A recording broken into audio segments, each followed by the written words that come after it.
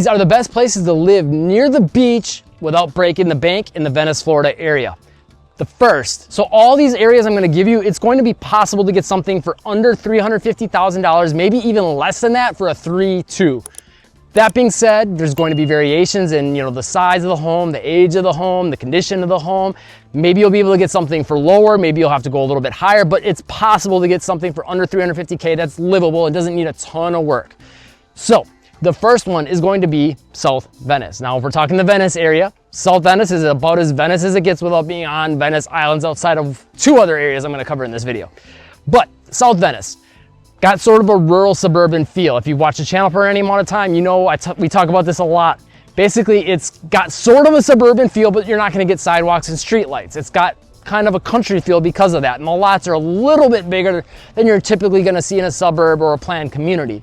You're not gonna have HOA restrictions in South Venice, which could be a pro or a con depending on what you're looking for. A lot of these communities are gonna be that way though. So keep that in mind.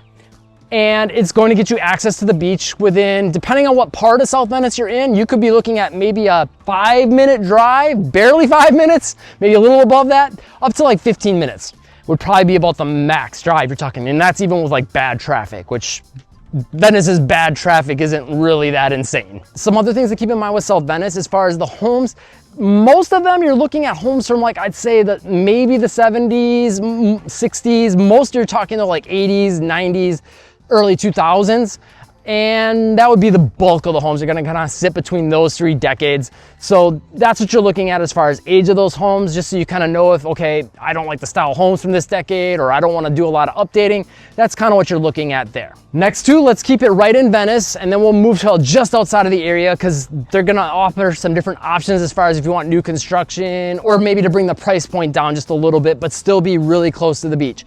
But the next one is going to be Venice Gardens. So Venice Gardens, you could be looking at, again, 5-minute drive to the beach.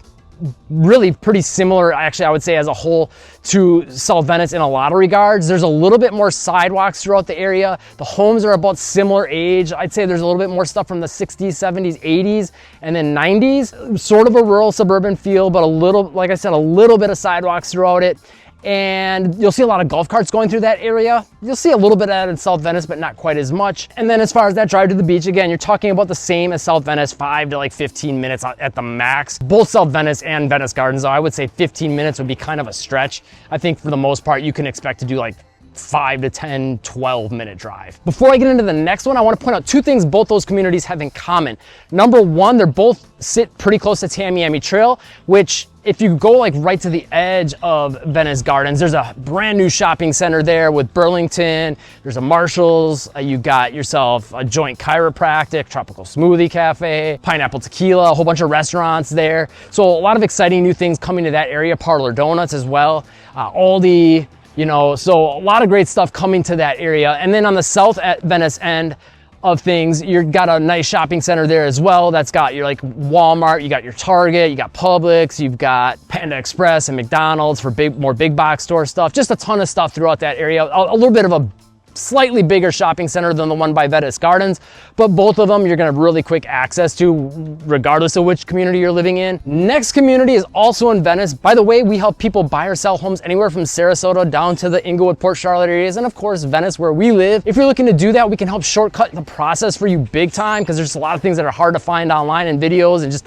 mistakes you'll want to avoid with finding the home that's right for you and the neighborhood that's right for you. Call or text us at 941-221-1897 at any time. We've helped a lot of people and we would love to help you too. The next main Venice neighborhood I want to talk about, no one really talks about except for us on our channel for some reason, it seems like, but it's Edgewood. And it flies kind of under the radar because it doesn't have a big name, I guess you could say, and just a lot of the neighborhood is a little bit smaller, but there's still quite a bit of homes within this community. And Edgewood is, how do I put it? It's kind of like South Venice and Venice Gardens, but the homes are generally going to have a little bit bigger lot sizes. So it's got a slightly more country-ish feel to it, but it definitely still feels somewhat like rural suburban. The homes you're talking similar to Venice Gardens in age, I would say for the most part. Generally you're talking 60s, 70s, 80s, 90s, a few in the 2000s. But I think if you want a little bit bigger yard sizes, it's a good option. It sits a little bit further north, which I think there's some upsides to that as well. Just for the fact that, one, it puts you closer to the downtown than a lot. Venice Gardens puts you pretty close to the downtown if you're on the western side of it, for sure. But a lot of Edgewood's going to sit pretty close to the downtown, a pretty quick shot. It's going to put you a little closer to Detweiler's Farm Market, which is an awesome grocery store that gets super packed because it's so awesome. But on top of that, being a little further north is kind of exciting in some ways, because if you want to get up to Sarasota for some more big city things to do, or big-ish city things to do, and more shopping amenities, it puts you further north, which gives you quicker access to that side of things. So I think that's definitely a huge upside of that area. Okay, next area, like everywhere else in this video, except for a couple, it's going to put you at like a 15-minute drive max to the beaches. There's one exception that's going to maybe be possibly a little over 15 minutes. But this one is, actually I'm walking through just past it right now. I'm walking through Laurel right now, and I just passed Nokomis there, and this is Legacy Trail that goes from Venice all the way up to Sarasota. So we'll say Laurel, Nokomis. A lot of times people don't even talk about Laurel because they just kind of include it as part of Nokomis, but Nokomis would be the next one, and we'll again lump in Laurel. Now, Laurel, Nokomis, you're talking a little bit more of a mixed bag as far as what the options are out there, as far as price points, the types of homes. There's some mobile homes throughout the area. There's older homes, there's some newer homes, there's some more like waterfront homes, which is going to put you out of that price point. But there's some planned communities as well that you might be able to squeeze under that $350K price point. And it's really hard to pin down giving you like one thing about Nokomis as far as like, oh, this is how it is, because like I said, it's a little bit more of a mixed bag, but there's definitely options to get something under that $350K price point, be within 15-minute drive or less of the beaches. One thing to note as well is Nokomis has a great beach in their own right. I think it's really underrated, honestly, for the area, because you can get a lot of the shark's teeth and seashells that people like about Venice's beaches on their beach. But you also get a jetty. So the Venice has the south jetty and Nokomis has the north jetty, and it's going to give you quicker access to that. And their beach also has a boardwalk, which is really cool, just because sometimes you want to kind of go see the sunset or go see the water, but you don't want to get sand all over your feet. Boardwalk's a great option for that. But yeah, Nokomis is a great option. It's going to bring down your price point. And again, you're also only probably 15-minute drive max, depending on what end you're on, maybe 5 minutes to downtown Venice as well. So you can bring down that price point, still get quick access to a lot of things that Venice has to do. And again, even more so than Edgewood, it's going to put you closer to Sarasota. So if you want quick access to Sarasota, big upside for that as well. Okay, next one, and we're gonna start to get to that edge of that 15 minutes, maybe up to 20-minute drive to the beach, but it's just got a lot lower price point, so I had to throw it on here. It's definitely got a quieter feel, a little bit less stuff to do nearby, and it's Grove City. So it sits right in between Englewood and Rotonda West. Now, Englewood sits just south of Venice, and then Rotonda West sits just south of Englewood, and sandwiched right in between there is Grove City. Now, Grove City, for a lot of people's intents and purposes, would just say, I live in Englewood, because you'll basically just go a little bit north for a lot of like your shopping and things like that. Like, they got most of what you'll need. There's a Walmart on that end of town.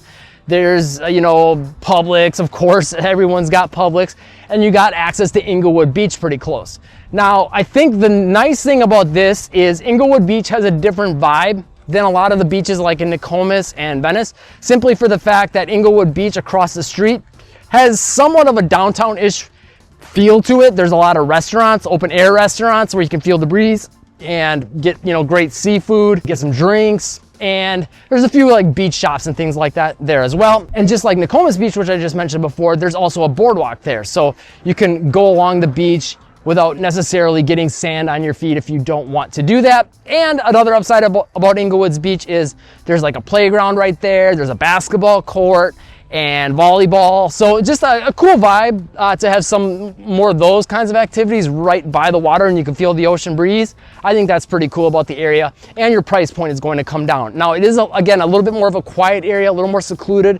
There's not a lot of home options just because it's a little bit of a smaller area with a lot of development. But if you want quiet lifestyle with pretty quick beach access and a lower price point, definitely a good one to consider. Next one to consider, we're gonna head back up north just a little bit and a little bit more inland. We're gonna go to Englewood East. Now this one you definitely got to put into consideration if you want something a little bit newer. Englewood East is, of all these areas, going to have the most new-ish or new construction home options available. So you could get a new construction home, not in an HOA, not a planned community, and still be talking about a 15-minute drive to the beach, possibly up to 20, depends on what part of the area you're in. But Englewood East is like great if you want, again, that rural suburban feel, but something a little bit newer or brand new.